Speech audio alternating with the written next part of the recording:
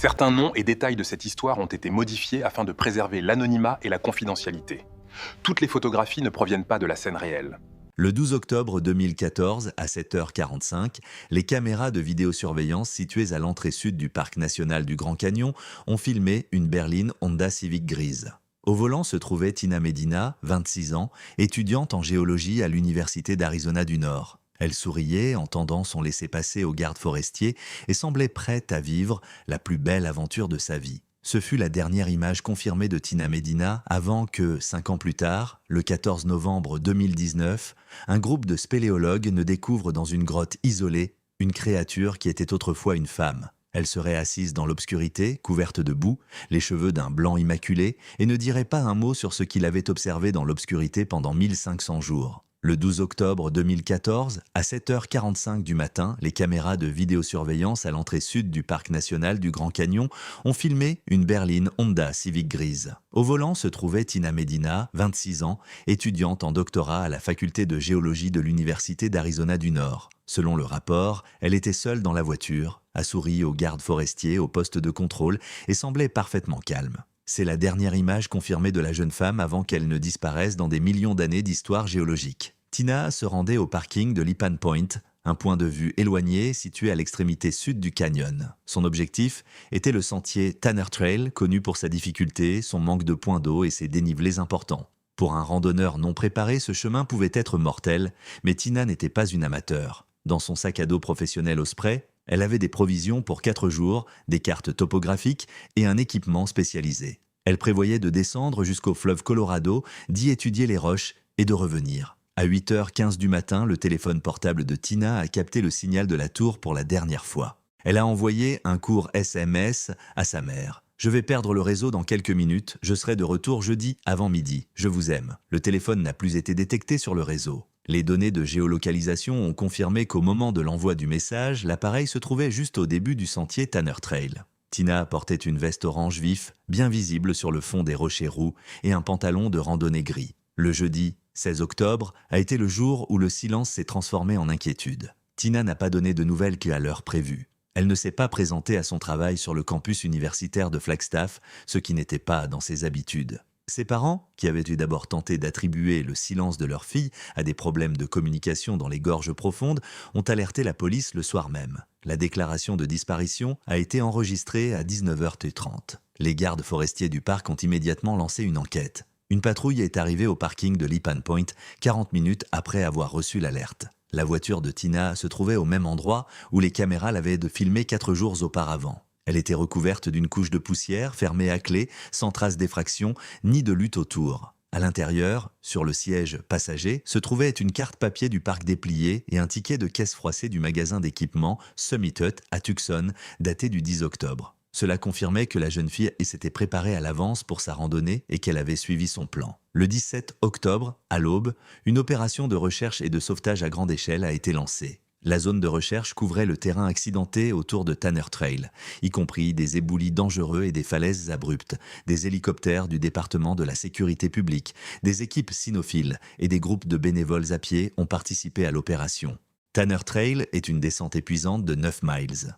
Les sauveteurs ont parcouru le sentier mètre par mètre, descendant vers la zone de Cardenas Butte, puis vers la rivière. La température de l'air atteignait des niveaux élevés pendant la journée et chutait brutalement pendant la nuit, réduisant les chances de survie à chaque heure qui passait. Les 3 premières journées de recherches intensives n'ont donné aucun résultat. Aucune trace de chaussures pouvant appartenir à Tini, aucun reste de nourriture ou d'équipement. Le canyon semblait vide, comme si la jeune fille y avait disparu dès qu'elle avait mis le pied sur le sentier. La percée a eu lieu le 5e jour des recherches. L'un des groupes, à pied, travaillant dans le secteur Bravo, a remarqué une tache de couleur inhabituelle sur la pente.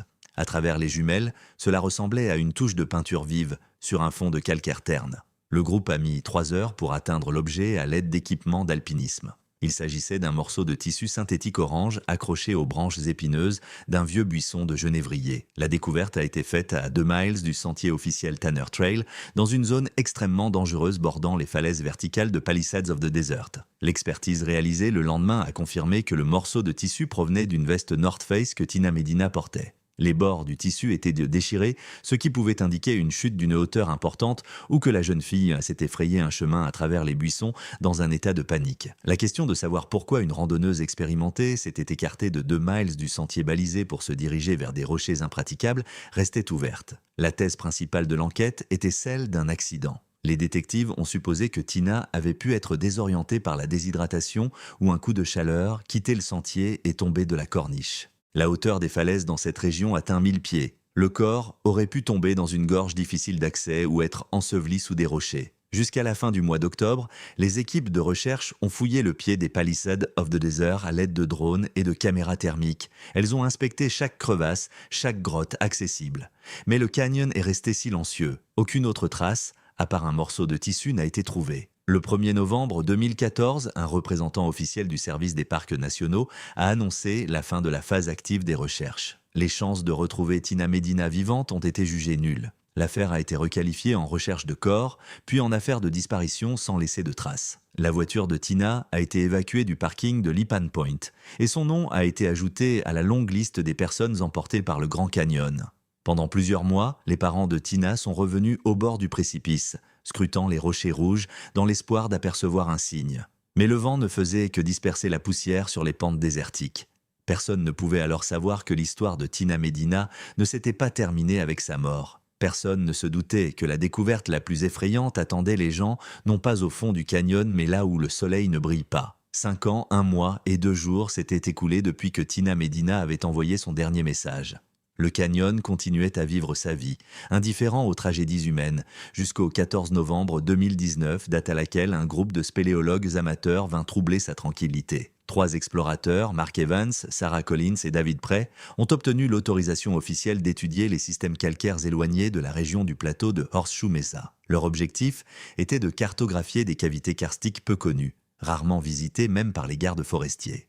Vers 14 heures, le temps s'est brusquement détérioré. Selon le rapport du service météorologique du parc, des vents violents soufflant à une vitesse de 70 km/h se sont soudainement levés dans ce secteur, provoquant une tempête de sable local. La visibilité est tombée à quelques mètres. Mark Evans, le chef du groupe, a déclaré plus tard dans sa déposition à la police qu'il était impossible de continuer à avancer sur le plateau découvert. Le groupe a commencé à chercher un abri au pied d'un massif rocheux, s'écartant de l'itinéraire prévu d'1,5 miles vers l'ouest. En longeant la paroi du canyon, David Prey a remarqué une étrange cavité presque entièrement cachée par des buissons épais et secs. Cet endroit n'était indiqué sur aucune des cartes dont il disposait. Après avoir écarté les branches épineuses, les explorateurs ont découvert un étroit passage large d'à peine 2 pieds qui menait à l'intérieur de la falaise.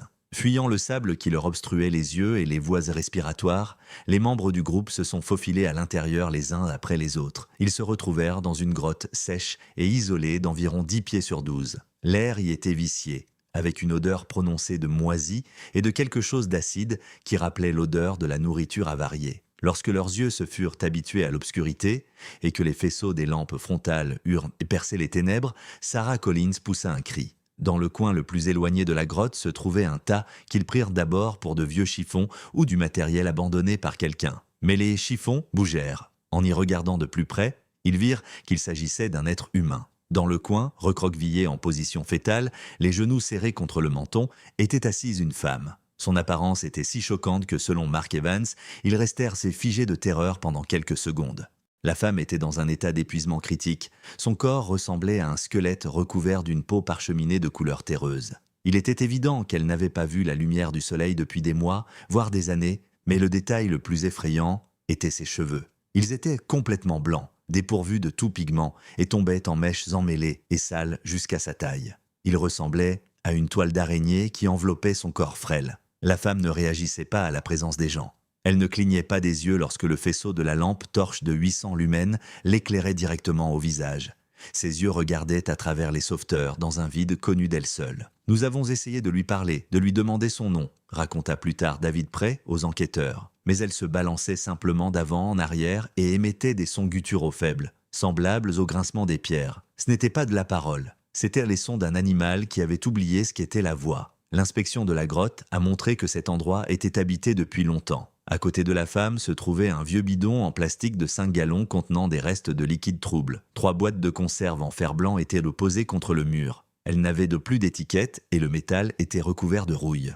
On a également trouvé une paillasse rudimentaire faite de peaux de petits animaux et les restes d'un vieux sac de couchage, impossible à identifier en raison de la saleté et de l'usure. L'évacuation a pris plus de 4 heures. L'hélicoptère des services médicaux est arrivé sur le plateau de Horseshoe Mesa à 17h40. La femme, qui n'opposait aucune résistance mais n'aidait pas non plus les sauveteurs, a été chargée sur une civière. Elle pesait moins de 85 livres. À 18h15, l'appareil a atterri sur l'héliport du centre médical Flagstaff Medical Center.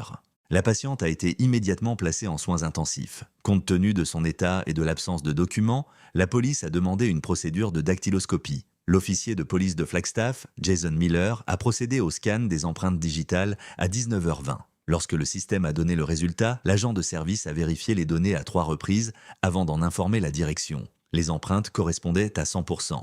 La femme aux cheveux blancs, qui semblait avoir une 50aine d'années, était en fait Tina Medina.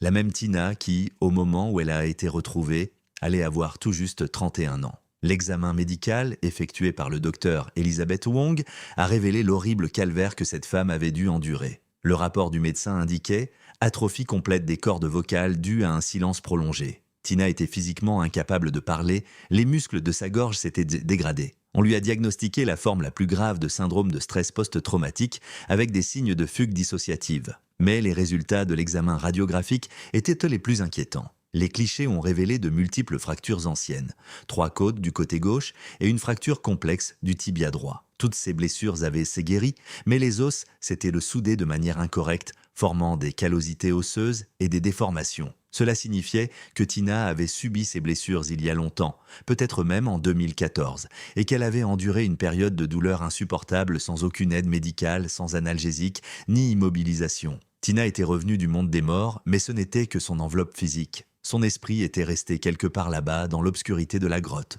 Pendant que les médecins tentèrent de stabiliser son état, les détectives examinaient les vêtements dans lesquels elle avait été trouvée. Il s'agissait de haillons cousus à partir de tissus grossiers et de morceaux de vêtements étrangers à l'aide de tendons d'animaux. Pendant le nettoyage, une infirmière remarqua un détail qui fit frémir même les enquêteurs les plus expérimentés. Des cicatrices circulaires étaient clairement visibles sur les poignets et les chevilles de Tina Medina. La peau à ces endroits était rugueuse, foncée et ressemblait à de l'écorce d'arbre. Il s'agissait de traces laissées par le porc, prolongées de menottes ou de chaînes. Tina ne s'était pas simplement perdue et n'avait pas survécu 5 ans dans une grotte, quelqu'un l'avait retenue là. Et cette personne était probablement toujours en liberté. Mes amis, avant de continuer à nous plonger dans les détails les plus sombres de cette affaire, je vous demande de soutenir la chaîne. Cela ne vous prendra qu'une seconde, mais cela aura une importance considérable.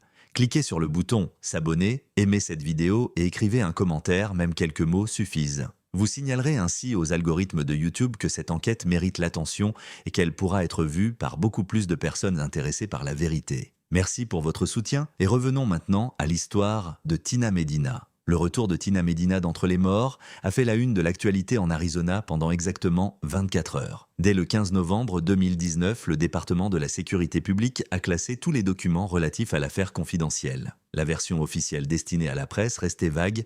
La femme a été retrouvée, son état est stable, les circonstances sont en cours d'examen. Mais derrière les portes closes des bureaux de Flagstaff, l'atmosphère était tout autre. Le détective Mark Hall, chargé de superviser cette enquête, a immédiatement compris que la version selon laquelle elle s'était volontairement isolée ou s'était simplement perdue dans le canyon s'effondrait à vue d'œil. Tina ne s'était pas perdue.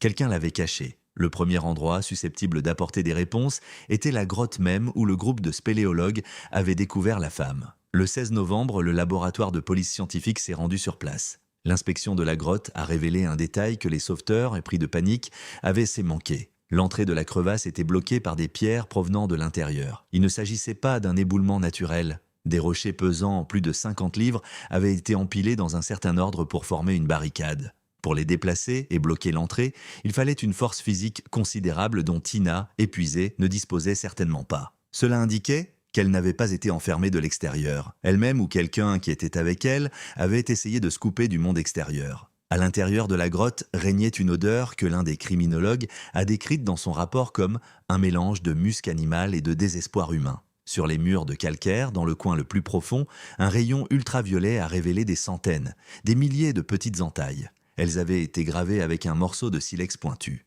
Des groupes de 7 entailles. C'était un calendrier. Les experts ont dénombré plus de 1800 marques. Tina comptait chaque jour de ses 5 années d'emprisonnement, transformant le mur en une chronique de pierre de son cauchemar. Cependant, les preuves les plus importantes du crime ne se trouvaient pas dans la grotte, mais dans la salle de soins intensifs du centre médical. Lorsque l'état de Tina s'est stabilisé au point que les médecins ont pu procéder à un examen complet de sa peau, ils ont appelé le détective Hall. Des cicatrices circulaires profondes et anciennes ont été découvertes sur les 2 chevilles de la femme. La peau à ces endroits était rugueuse, déformée et présentait une teinte brun foncé caractéristique. Ce ne sont pas des traces de chaussures ou de frottement de vêtements, a noté le médecin légiste le docteur Richard dans son rapport. Ce sont des marques classiques de strangulation dues à une pression mécanique prolongée. Ses jambes ont été entravées. Il s'agissait probablement d'une chaîne métallique ou d'une corde grossière qui s'est enfoncée dans les tissus mous pendant des années. Ces traces ont réfuté toute théorie d'accident. Tina Medina a passé ses 5 années attachée comme un animal. Sa liberté était limitée au rayon d'action de la chaîne. L'étape suivante a consisté à analyser les microparticules. Les vêtements de Tina, ses haillons cousus à partir de chutes de tissu, ont été envoyés à un laboratoire de Phoenix. Les experts ont prélevé de la poussière sous les ongles de la femme, dans les pores de sa peau et dans les coutures de ses vêtements. Les résultats de l'analyse spectrale, reçus 3 jours plus tard, ont marqué un tournant dans l'enquête. Les échantillons ont révélé une forte concentration de malachite et d'azurite, des minéraux qui accompagnent les gisements de cuivre. Les géologues consultés ont été catégoriques. Dans la grotte calcaire du plateau de Horseshoe Mesa, où Tina a été retrouvée, ces minéraux n'existent pas et ne peuvent pas exister. Le gisement le plus proche de ce type se trouve à quelques kilomètres à l'est, dans la région de Grandview Point. C'est là, à la fin du 19e siècle, que fonctionnaient des mines de cuivre, qui ont été fermées et mises en sommeil au début du XXe siècle. Cela signifiait que la grotte où la femme avait été retrouvée n'était qu'un abri temporaire ou le point final de son itinéraire. Le véritable lieu de sa détention, sa prison, se trouvait quelque part dans les labyrinthes des anciennes mines de Grandview. Tina elle-même restait muette. Elle était physiquement dans une chambre d'hôpital, mais mentalement, elle se cachait toujours dans l'obscurité. Les infirmières ont remarqué une particularité inquiétante chaque fois qu'un homme en chaussures lourdes passait dans le couloir et que le bruit de ses pas résonnait sur le linoléum. Tina était prise de panique. Elle se couvrait instantanément la tête avec les mains, rentrait le cou dans les épaules et se mettait à trembler, essayant de devenir invisible. Ce bruit, le martèlement lourd et rythmé des semelles, était pour elle un déclencheur, un signal annonçant l'approche d'une menace. La psychiatre Emily Warren, spécialisée dans le travail avec les victimes d'enlèvement, comprenait que les questions directes étaient inutiles à ce stade. La voix de Tina était éteinte, mais ses mains pouvaient encore parler. Le docteur Warren apporta un album de dessins et un ensemble de crayons à charbon dans la chambre. Elle les posa sur la table près du lit et s'assit à côté, sans dire un mot. 2 heures de silence complet s'écoulèrent. Tina fixait la feuille de papier blanche, puis très lentement, sa main couverte de petites cicatrices se tendit vers le crayon noir. Ses doigts serrèrent la mine si fort que ses jointures blanchirent. Elle approcha le crayon du papier, mais ne commença pas à dessiner. Elle se figea, comme si elle écoutait quelque chose qu'elle seule pouvait entendre. Dans ses yeux, qui pour la première fois depuis plusieurs jours se concentraient sur un objet, apparut non pas une expression de peur, mais une détermination glaciale. Tina était prête à révéler ce que cachait l'abîme. Pendant que Tina Medina se trouvait dans le silence stérile de la chambre 304 de la clinique The Hayden Center à Flagstaff, essayant de recoller les morceaux de son psychisme, le commissariat de police du comté de Coconino était en effervescence pour une toute autre raison. Le détective Mark Hall comprenait que 5 années de silence ne pouvaient être une coïncidence. Le ravisseur n'était pas sorti de nulle part le jour de la disparition de Tina. Il avait forcément laissé des traces auparavant. Des ombres dans le champ de vision périphérique, des incidents mineurs qui semblaient insignifiants à l'époque mais qui, à la lumière des nouveaux faits, prenaient désormais une signification sinistre. Le 18 novembre 2019, une équipe spéciale d'enquêteurs a commencé à passer au crible les archives du service des parcs nationaux pour l'année 2014. Ils s'intéressaient à la période de 2 à 3 mois précédant la disparition de Tina. Les détectives recherchaient tout rapport faisant état de personnes étranges, de conflits sur les sentiers ou de disparition de biens. Ce qu'ils ont trouvé a coupé le souffle aux enquêteurs. En septembre 2014, exactement 1 mois avant que Tina ne s'engage sur le sentier, le journal du garde forestier de service du secteur, Desert View, faisait état d'une série de plaintes de touristes. Tous les incidents se sont produits le long du sentier Tag Trail, un sentier isolé et peu fréquenté qui longe la rivière. Les touristes ont signalé des vols étranges.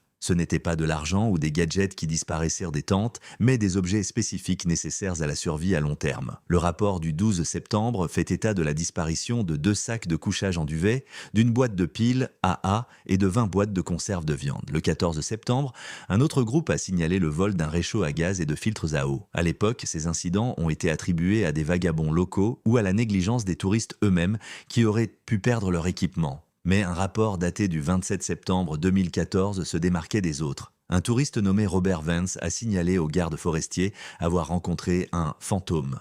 Vance avait passé la nuit dans un camping sauvage et vers 6 heures du matin, en sortant de sa tente, il a remarqué un homme sur un promontoire rocheux surplombant le campement. Il se tenait immobile, comme une statue, et nous regardait droit dans les yeux avec des jumelles, a déclaré Vance dans son témoignage écrit. La description de l'inconnu était détaillée. Un homme grand, de forte carrure, vêtu d'un vieil uniforme militaire olive délavé, probablement datant des années 80. Il portait un panama à large bord et un énorme sac à dos à armature enveloppé dans un filet de camouflage. Dès que Vance a essayé d'interpeller l'inconnu, celui-ci s'est fondu dans les rochers avec une rapidité et un silence inhabituels pour un homme de cette corpulence. Après avoir rassemblé ces bribes d'informations, les profileurs du FBI, appelés à la rescousse le 20 novembre, ont dressé le portrait psychologique du criminel. Ils l'ont surnommé le gardien. Il s'agit d'un homme âgé de 40 à 50 ans, un sociopathe qui a délibérément renoncé à la civilisation. Il possède des compétences exceptionnelles pour survivre dans le désert et connaît parfaitement la géographie du canyon, y compris les sentiers oubliés et les sources d'eau. Il ne tue pas ses victimes immédiatement, car son objectif n'est pas la mort, mais le contrôle, a déclaré le profiliste en chef, le docteur Alan Grant, dans sa conclusion. Il crée son propre monde sous terre, une réalité déformée où il est Dieu et maître. Il a besoin de compagnie, de spécimens vivants pour sa collection qu'il sauve du monde extérieur. Les experts ont également supposé que le sujet avait des compétences professionnelles en matière d'exploitation minière ou d'ingénierie, car il avait réussi à aménager une cachette sûre dans des mines désaffectées. Ce détail s'est avéré crucial. Le détective Hall a adressé une demande aux archives du département des mines de l'État d'Arizona. Les enquêteurs ont vérifié les listes des employés de toutes les sociétés minières qui ont exploré ou conservé des mines dans la région du Grand Canyon au cours des 15 dernières années. L'algorithme informatique a donné un résultat le 21 novembre. Parmi des centaines de noms, un seul est ressorti, Harlan Briggs. Briggs travaillait comme ingénieur en chef chargé de la sécurité chez Last Chance Mining. Cette entreprise avait tenté de reprendre l'extraction de cuivre dans la zone tampon du parc à la fin des années 2000 en invoquant d'anciens droits sur les ressources naturelles. Harlan Briggs était responsable de l'inspection des anciens tunnels, des systèmes de ventilation et des fixations. Son dossier personnel indiquait qu'il connaissait mieux que quiconque le plan des galeries souterraines. Ses collègues le décrivaient comme un homme renfermé, obsédé par l'idée de la fin imminente du monde et de la nécessité de se cacher sous terre. En 2010, la licence de la société Last Chance Mining a été définitivement retirée pour violation des normes environnementales. Ce fut un coup dur pour Briggs. Il a pris la fermeture des mines comme une offense personnelle. Les détectives ont immédiatement vérifié son dernier lieu de résidence connu. Briggs possédait une petite maison dans la ville de Williams, à une centaine de kilomètres du canyon.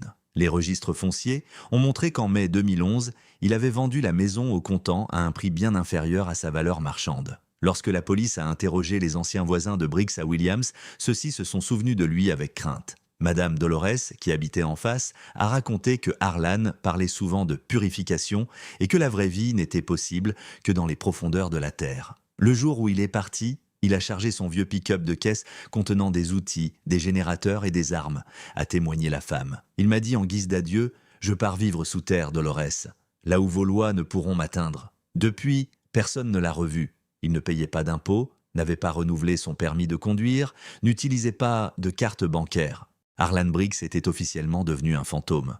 Mais désormais, ce fantôme avait un nom. Le détective Hall regardait la photo de Briggs prise 10 ans auparavant. Un visage dur, des yeux froids et une cicatrice au-dessus du sourcil. Il comprenait que cet homme avait eu 9 ans pour préparer sa forteresse. Il ne s'était pas simplement caché, il avait attendu. Et Tina n'était pas la seule à pouvoir tomber dans son piège. Dans le tiroir supérieur du bureau du détective se trouvait une liste des personnes disparues dans le canyon au cours de la dernière décennie. À présent, Cette liste ne ressemblait plus à une liste d'accidents, mais au menu d'un prédateur. Le 14 février 2020, 3 mois exactement après ce sauvetage miraculeux, un événement qui allait changer le cours de l'enquête s'est produit dans une chambre de la clinique The Hayden Center. Jusqu'à ce moment-là, Tina Medina était restée dans un état de stupeur catatonique profonde, ne communiquant avec le personnel qu'à l'aide de hochements de tête.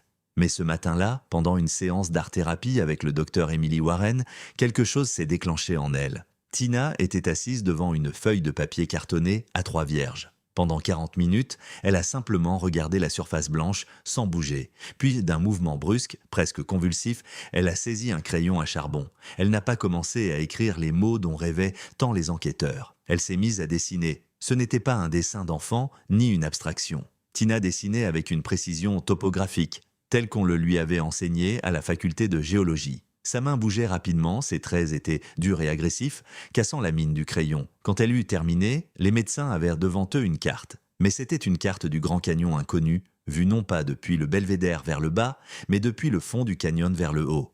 Le dessin montrait clairement les contours d'un rocher massif au sommet plat. Les géologues ont immédiatement reconnu cette silhouette. C'était le trône de Wotan, un célèbre vestige isolé sur le côté nord du canyon. Mais l'angle de vue était inhabituel. Tina l'avait dessiné tel qu'on le voit depuis les zones les plus profondes et aveugles sous le plateau de Horseshoe Mesa. Au bas de la feuille, au pied des rochers dessinés, Tina a représenté un trou noir de forme irrégulière. C'était l'entrée d'un souterrain. À côté se tenait une silhouette humaine. Le dessin était schématique mais d'autant plus effrayant. La silhouette avait des bras anormalement longs qui pendaient sous les genoux et dans l'une d'elles, on distinguait clairement un fusil à lunettes. C'était le portrait de son gardien, ce même gardien, dont l'image avait été déformée par le psychisme traumatisé de la victime. Mais le détail le plus important, qui a poussé le détective Mark Hall à convoquer immédiatement une réunion, était un autre objet sur le dessin. Tina avait représenté un vieux wagonnet à minerai déformé, posé sur des rails qui ne menaient nulle part. Sur le côté du wagonnet rouillé, elle avait clairement dessiné un logo, un triangle équilatéral à l'intérieur duquel était inscrite la lettre majuscule E. Le détective Hall a transmis une copie du dessin à l'historien du parc national, le docteur Samuel Green. La réponse est arrivée en moins de 2 heures. Ce logo appartient à la société Last Chance Mining, a déclaré l'historien lors d'une vidéoconférence d'urgence. Elle était active dans cette région à la fin du 19e et au début du 20e siècle. Elle était spécialisée dans l'extraction de cuivre de haute qualité. La plupart de leurs sites ont été fermés dès 1907, lorsque cette région a obtenu le statut de monument national. Mais le plus intéressant, c'est que leurs principales galeries étaient situées précisément sous le bord est du plateau de Horseshoe Mesa. Tina a ajouté au dessin un autre détail qui ne figurait pas sur les cartes officielles. Dans une étroite crevasse verticale, cachée derrière un promontoire rocheux, elle a dessiné une petite structure rectangulaire. Il s'agissait d'une cabane métallique recouverte de tôles ondulées. Son emplacement avait été choisi avec tant d'habileté qu'il était physiquement impossible de la repérer depuis les airs ou depuis le sentier touristique.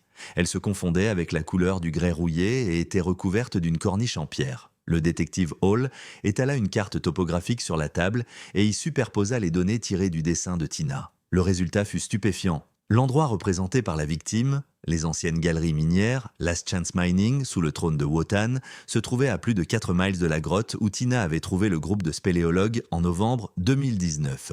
Cette découverte changeait complètement la donne. La grotte où la femme avait été retrouvée n'était qu'un refuge temporaire, peut-être un endroit où elle s'était réfugiée après avoir fui, ou une zone de quarantaine où son ravisseur l'avait emmenée. Mais le véritable repère, la base principale du gardien, où il a probablement détenu Tina pendant la majeure partie de ses 5 années, se trouvait beaucoup plus profondément dans le labyrinthe des anciennes mines. 4 miles à travers le terrain accidenté du Grand Canyon, c'est une distance colossale, surtout pour une personne épuisée et aux os brisées. Le fait que Tina ait réussi à parcourir cette distance tenait du miracle. Mais cela signifiait également que la police ne cherchait pas au bon endroit. Toutes les précédentes opérations de recherche s'étaient concentrées autour du lieu du sauvetage. Le véritable cœur des ténèbres, l'endroit où pouvaient se trouver les preuves d'autres crimes et peut-être d'autres victimes, restait intact.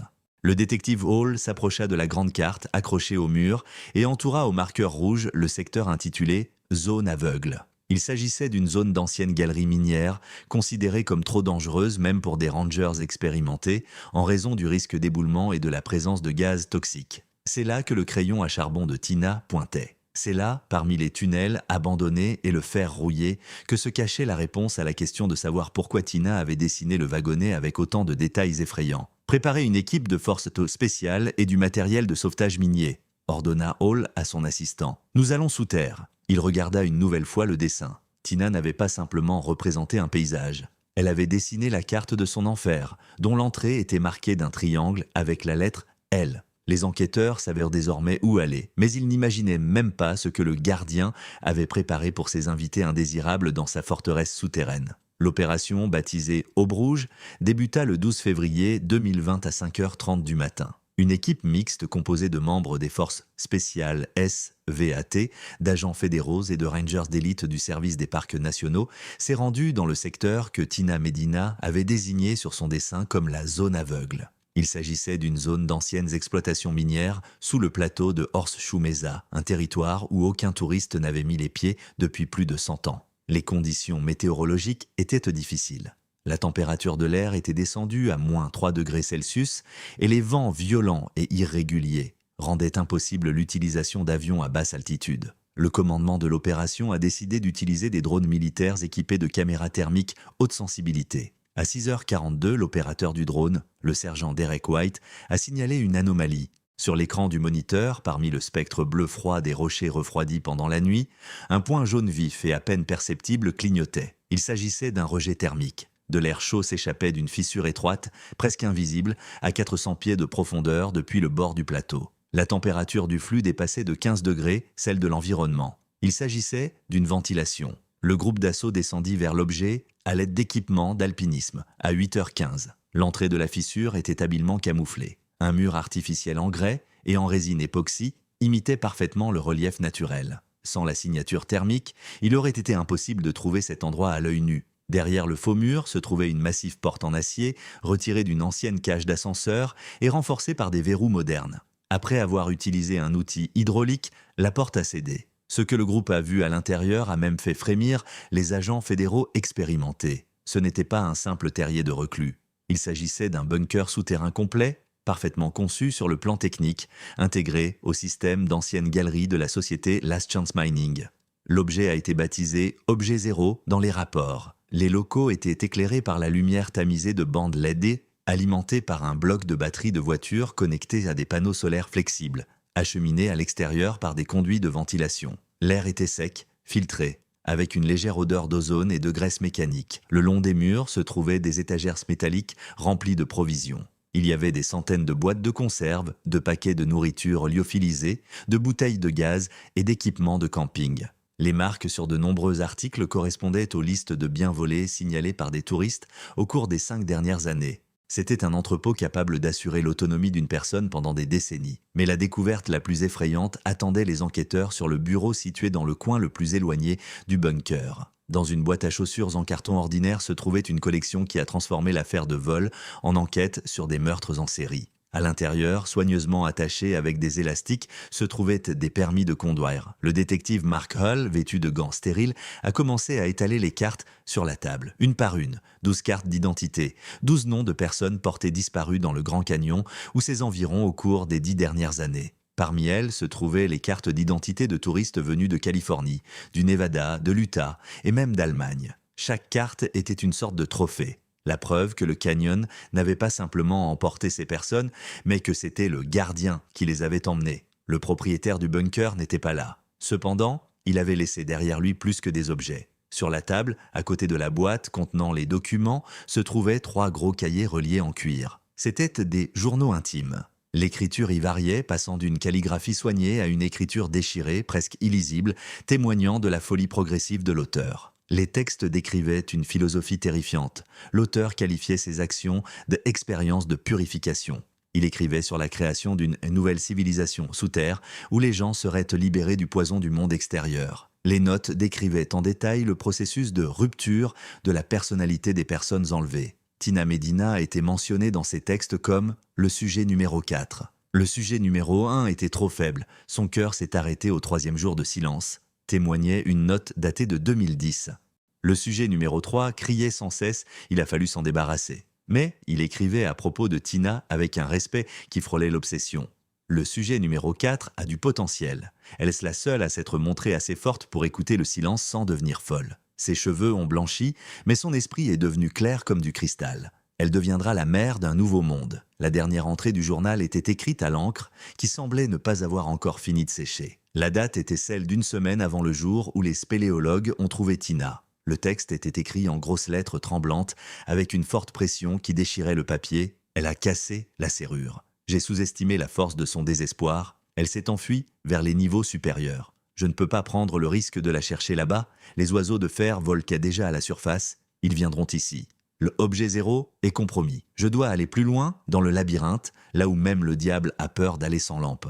Le détective Hall leva les yeux de son journal et regarda l'ouverture sombre dans le mur arrière du bunker d'où émanait un froid glacial. C'était un passage vers les profondeurs de la mine, un tunnel menant à un abîme qui n'était indiqué sur aucune carte. Le raid sur la messe noire n'avait pas mis fin à la chasse. Il avait seulement montré que le véritable horreur se cachait beaucoup plus profondément et que le gardien était désormais dans son élément, dans un endroit qu'il appelait le labyrinthe, attendant ceux qui oseraient le suivre en enfer. Le 13 février 2020, Harlan Briggs est officiellement devenu le criminel le plus recherché de l'État d'Arizona. Après avoir reçu des informations sur le contenu du bunker Objet Zéro, le Federal Bureau of Investigation a qualifié ses actions d'enlèvement en série avec circonstances aggravantes. Le profil psychologique, mis à jour après analyse des journaux intimes, indiquait que le sujet n'avait pas l'intention de se rendre. Les profileurs en étaient convaincus. Briggs, ayant perdu sa base souterraine, allait tenter de se réfugier là où il se sentait chez lui, dans les territoires sauvages et peu peuplés du Nord Rim. Le quartier général opérationnel a bloqué toutes les routes principales. Une attention particulière a été accordée à la région de Jacob Lake, un nœud de transport isolé qui constitue la porte d'entrée vers la partie nord du Grand Canyon. En hiver, cette région est pratiquement déserte en raison des congères et de la fermeture de la plupart des sites touristiques. C'est là, à l'intersection de la route 89E et de la route 67, qu'un poste de contrôle renforcé a été mis en place. À 14h15, l'agent de patrouille de la police routière Thomas Reed a remarqué un vieux pick-up Ford F-50 bleu foncé, rouillé et cabossé. Le véhicule venait de la forêt et tentait de rejoindre la route goudronnée, mais apercevant les gyrophares des voitures de police, il a fait demi-tour brusquement.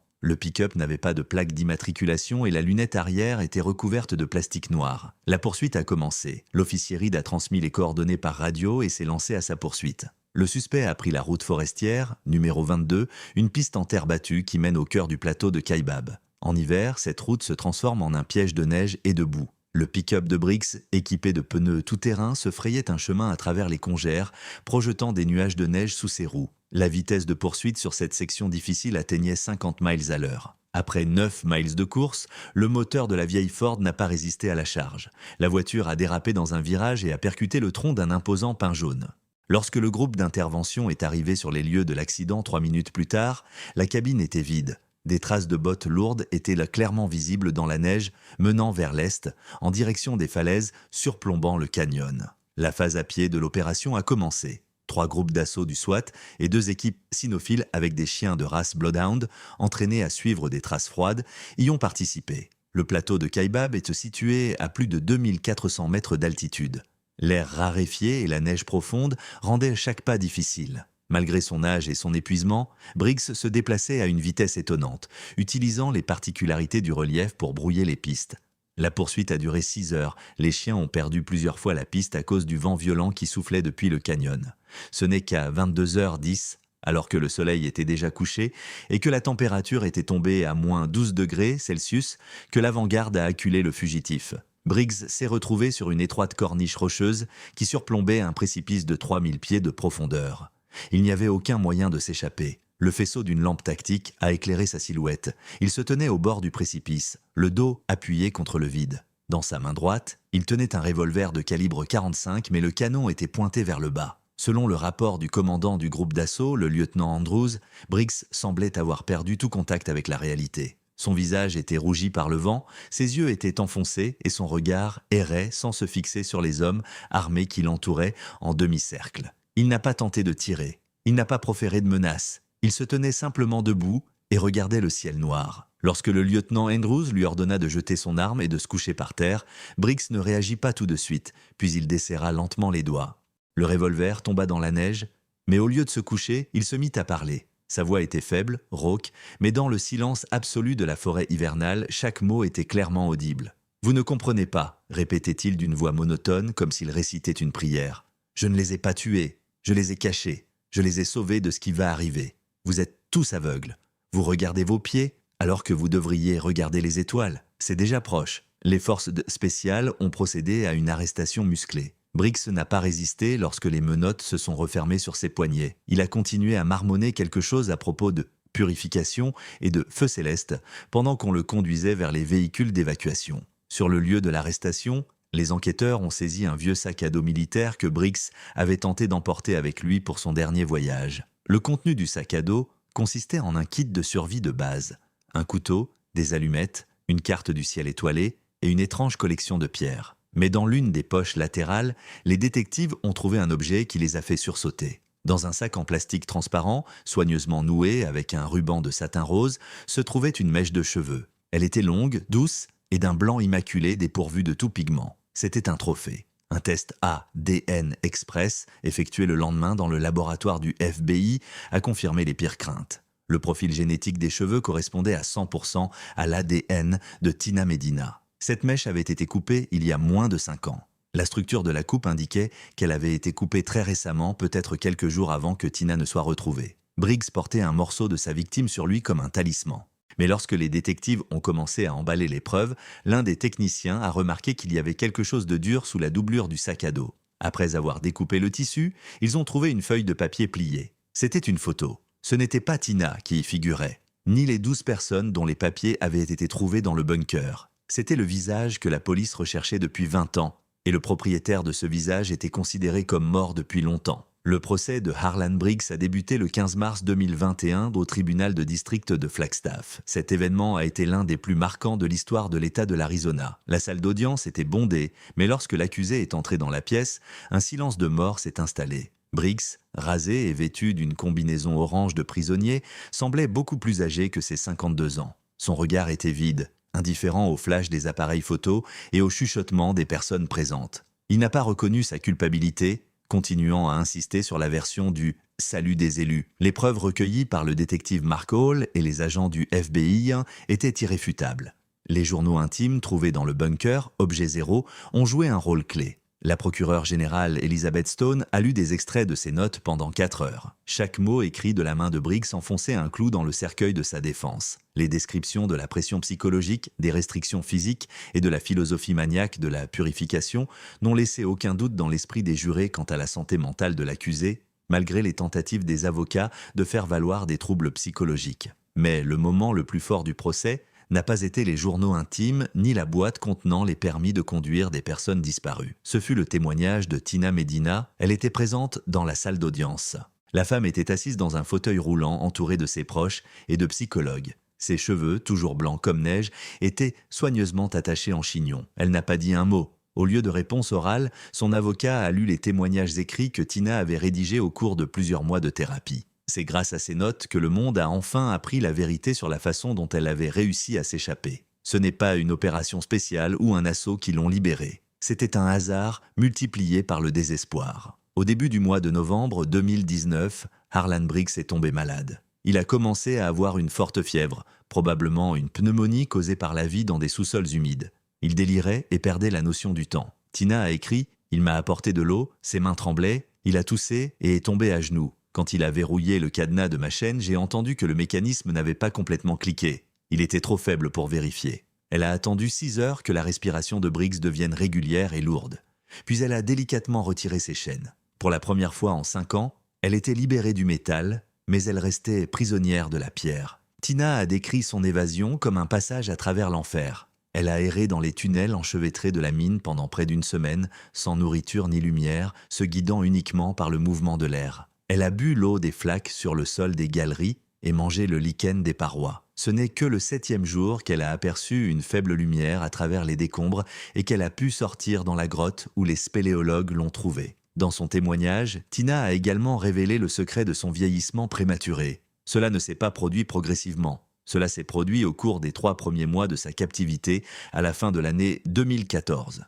Elle entendait le vrombissement des hélicoptères de recherche. Elle entendait les voix des sauveteurs qui passaient quelque part au-dessus d'elle, au-dessus des puits de ventilation. Elle a crié jusqu'à en perdre la voix, mais le son se perdait dans l'épaisseur de la roche. Lorsque le bruit du dernier hélicoptère s'est tu et n'est plus revenu, j'ai compris que j'étais morte aux yeux du monde, a écrit Tina.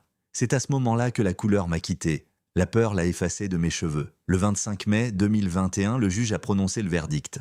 Harlan Briggs a été reconnu coupable de tous les chefs d'accusation, y compris l'enlèvement, la séquestration illégale et les coups et blessures graves. Il a été condamné à 3 peines consécutives d'emprisonnement à perpétuité sans possibilité de libération conditionnelle. Il a été envoyé purger sa peine à la prison de haute sécurité de Florence, où il est détenu dans une cellule isolée, coupé du monde souterrain qu'il aimait tant. Après le procès, Tina Medina a disparu de la scène publique. Elle a déménagé avec ses parents dans la banlieue tranquille de Sedona, loin des foules et des journalistes. Les médecins ont confirmé que ses cordes vocales s'étaient physiquement rétablies, mais le blocage psychologique s'est avéré plus fort que la physiologie. Tina n'a jamais repris la parole. Son silence est devenu sa nouvelle forteresse. Aujourd'hui, elle travaille à distance comme graphiste. Ses collègues communiquent avec elle exclusivement par chat et par email, sans même se douter de qui se trouve de l'autre côté de l'écran. Pendant son temps libre, elle peint. Mais elle ne dessine plus de cartes des souterrains ni de portraits de son bourreau. Elle peint des paysages, des rochers rouges, de grands pins, un ciel infini. La seule particularité de ces tableaux est qu'il n'y a jamais de personnages. Seulement la nature, majestueuse et indifférente. Tina ne s'est plus jamais approchée du Grand Canyon.